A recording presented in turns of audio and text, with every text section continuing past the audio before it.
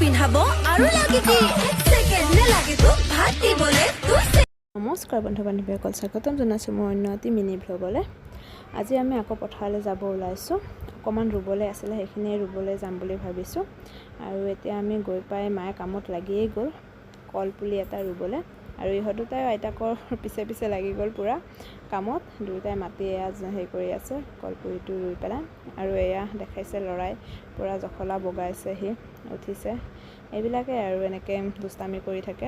আৰু লগতে ঘৰৰ কঁঠাল আছিল, কেঁচা কঁঠাল এয়া পাৰিছে দেউতাই খাবলৈ লৈছোঁ। আৰু তাৰ পাছতে ময়ো পাণ পাৰিবলৈ জখলা বগাই দিলোঁ একেবাৰে। কেনেকুৱা পাই দেখিছেনে বাৰু? একদম অত্যন্ত প্ৰয়োজনীয় তেনেকুৱা কাম কিছুমান কৰোঁ মই। আৰু এতিয়া মানুহে চাগে কমেণ্ট দিব, বোৱাৰী মানুহ এজনী হৈ পেলাই জখলা বগাই পাণ পাৰিছে, বেলেগ ডাং কাটি। আৰু এনেকৈ ক'লেও কওক আৰু, উপায়টো নাই, উপায় নহ'লেতো পাৰিবই লাগিব। পাণ যিহেতু অসমীয়া স্বাভিমান হয়, গতিকে অসমীয়া স্বাভিমান ঘৰততো থাকিবই লাগিব নহয় জানো। আৰু এয়া চাওক, আমাৰ এয়া চাঙত সেই লাগিছে, আপোনাৰ কোমোৰা লাগিছে। এইখিনি ডাঙৰেই হৈছে। আৰু এতিয়া মাহঁত গৈছে পানী ভাঙি বহুতখিনি পানী হৈছে ৰাস্তাটোত, এনেকৈ যাব লাগিব। মাহঁত আগত গৈছে, আমি অকণমান দেৰিকৈ যাম, কাৰণ দেউতা আহিব লাগিব, ইহঁত দুটাক ৰখিব লাগিব, তেতিয়াহে আমি যাব পাৰিম। কাৰণ সিহঁতক অকলে এৰি থৈ যাব নোৱাৰি, চাৰিওফালে যিহেতু পানী, গতিকে ভয় লাগে। আৰু এয়া দেহাই লাগি গ'ল কামত, একদম ইয়াৰ কামত সি ব্যস্ত হৈ গ'ল নিজে নিজে। আৰু এনেকৈ সি সুখী হৈ থাকে আৰু ময়ো তাতেই সুখী, ইয়াৰ সুখতেই মই সুখী। গতিকে আৰু চাওক, এতিয়া আমি গৈ পালোঁ। গৈ পাই আমি এতিয়া ৰোৱা ষ্টাৰ্ট কৰি দিলোঁ, আৰম্ভ কৰিলোঁ। আজি ৰুলে হৈয়ে যাব, প্ৰায় বেছি নাই ৰুবলৈ, অকণমান আছে, এইখিনি ৰুলে হৈ যাব আজি। আৰু এয়া ৰুই আছোঁ। আৰু জানেই নহয়, এইবিলাক অসমীয়াৰ যিহেতু প্ৰধান খাদ্যই ভাত হয়, গতিকে আমিতো কষ্ট কৰিবই লাগিব অকণমান। এয়া চাওক আপোনালোকে, আৰু ৰুই ইমানেই ভাল লাগে, বিৰাট ভাল লাগে। আৰু বতৰটো ইমান ঠাণ্ডা আজি, সেইকাৰণে বিৰাটেই ভাল লাগিছে ৰুই পেলাই।